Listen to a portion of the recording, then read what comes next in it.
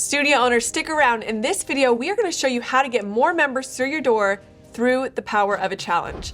Hi, I'm McKenna. I'm the creative manager here at Loud Rumor, and today I am joined by Jonathan virtually. He is our member success consultant. But Jonathan, thank you so much for joining me. Absolutely. Yeah, I'm excited to be here. And just as a reminder for everyone at home, Loud Rumor is a marketing and consulting agency specifically for fitness studios. So if you want to learn more about us, we can learn more about you.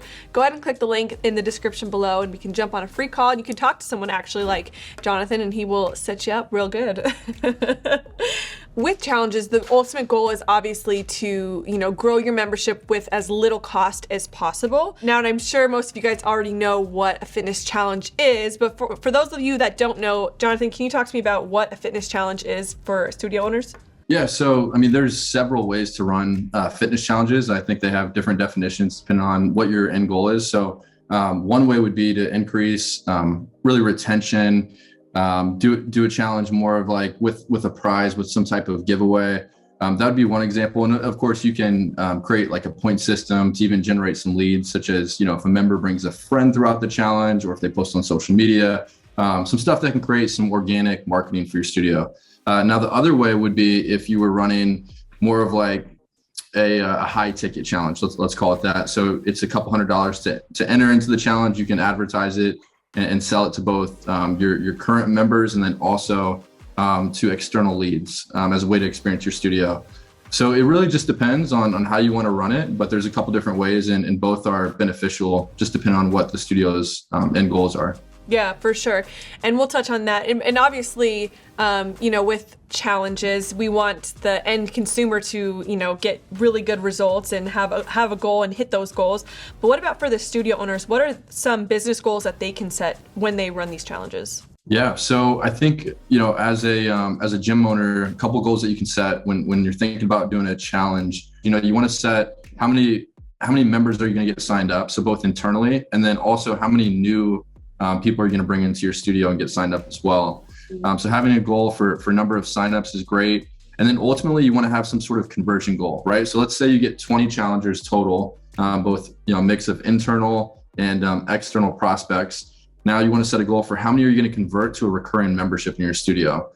And the cool thing here is even with internal members, so your existing membership base that do the challenge, it's a great opportunity for an upgrade.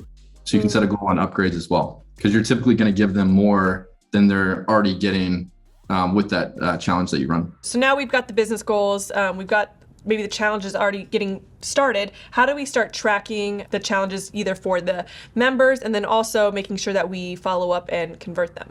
Absolutely. So a Google Sheet honestly works great for this. So you can track how many workouts they're getting in throughout the challenge. Typically, the challenges that I've run in the past, 3 workouts per week. And sometimes it can be more if you have an unlimited membership that you want to sell. You can track, all of their stats. So typically you're doing some sort of intake with the challenger when they come in, like, if you have an in-body or body composition scanner, you can track their initial weigh-in, their initial body fat, and then you can also track their progress. And so I like to think of a 6-week challenge. That's probably the most popular time frame for a challenge. So you're doing one before, you're doing one in the middle, and then you're doing one after. And that's all like stats that you can track in your Google Sheet. And you want to make sure you're holding these, challengers accountable to getting in their workouts. Maybe if you're doing a nutrition component and they're supposed to submit food journals, that's also a great place to track that as well. That's awesome. And so you mentioned 6 weeks is about the ideal time to run a challenge. Is there a certain time of the year that probably works best? Absolutely. The best time of year to run challenges would be January, February, March. No surprise there. That's really the Super Bowl for fitness studio owners.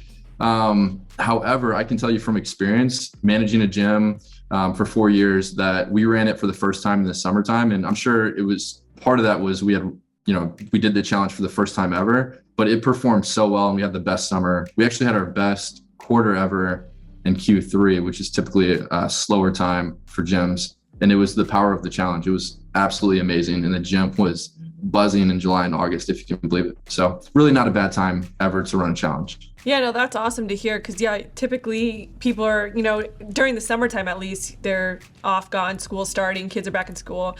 So that's cool to start doing these challenges. But do you guys ever do, or have you ever run like themed challenges? So maybe it's like the summer kickback or summer, get in summer shape, or what about themes for challenges? Yeah, I love themes for challenges. So, think of January, New Year, New Me transformation challenge. For some reason, transformation tends to resonate really well with people. It's really exciting. So, having that word in there seems to work well. But, of course, like with the season, you can switch it up. So like summer shred would be great for the summertime. Spring into your transformation, right, for the springtime. So you can come up with different names. I think it's a great way to keep it fresh when you're thinking about running challenges, year round. You definitely want to switch up that theme a little bit, but ultimately you're probably delivering the same challenge to people that are getting into it, whether again it's your members or prospects. I love it. I love those themes. I think you should join the marketing team. I'm gonna swing Patrick to bring you on over. And then in terms of like the winners, so say this person goes through and they're the winner, what kind of prize should studio owners offer to the winner of these challenges? And should there be multiple winners, first, second, third? Yeah, great question. So you can run challenges without any sort of prize, believe it or not, and you can actually charge the most for those challenges. And really the prize to the challengers would be the results that they're going to get, right? So if you're running like a transformation challenge, for example, 6 weeks, and it includes workouts, typically three times a week at least, or unlimited, nutrition in the form of a custom meal plan, and then accountability in terms of like someone who's actually like checking in with them outside of the gym to make sure they're, of course, like getting their workouts in each week, following their food plan, and anything else that they can assist with. So typically from that challenge, people get really, really good results when the gym or studio runs it well. Anywhere from like, I've seen people lose over 20 pounds in 6 weeks. Not saying that's healthy, but depending on how much weight you have to lose. So that's absolutely amazing. So the results are really the prize at the end of the day, which is why people come into the gym or studio in the first place. Now, if you're running more of like a retention fitness challenge and it's like really low cost and it's kind of bare bones, you have more of like a point system. Like if you check in on Facebook, you get 2 points and then you raffle off like Apple Watch or, a cash prize at the end, that's totally different. And some of those giveaways would be like an Apple Watch would be great, some sort of fitness tracker, a Lululemon gift card would be really popular in boutique fitness studios. Yeah. Cash prize. Everyone loves cash, I think, for the most part. So no, that's a good point that you make, that some of them can be like little to no cost, and sometimes you can bring out the like gift cards and things like that. Any last minute advice you want to give to studio owners to have a successful challenge? I think being really well planned. So, we've talked about it a little bit, but having, goal set for sure is really important. And making sure the whole team is aligned on what everyone's roles and responsibilities are going to be throughout that challenge to make sure, the challenge is very successful at the end of the day. So, taking extra time to prep. I've seen where gyms go wrong with challenges, from what I've seen, is just not taking the necessary time to like do the prep, have the team meetings to make sure everyone's on the same page, setting goals, and then tracking. Yeah, definitely. And if you guys need help with that planning process, as I've mentioned before, Loud Rumor is a marketing and consulting agency, and we help studio owners out all across the world. So if that is something you were interested in, go ahead and click the link below. Jonathan, thank you so much for all this great advice. We want to know in the comments below, what kind of challenge are you going to start and when? And if you need help, again, let us know. Thank you so much for watching this video. If you like this video, please give it a like and subscribe for more videos just like this one.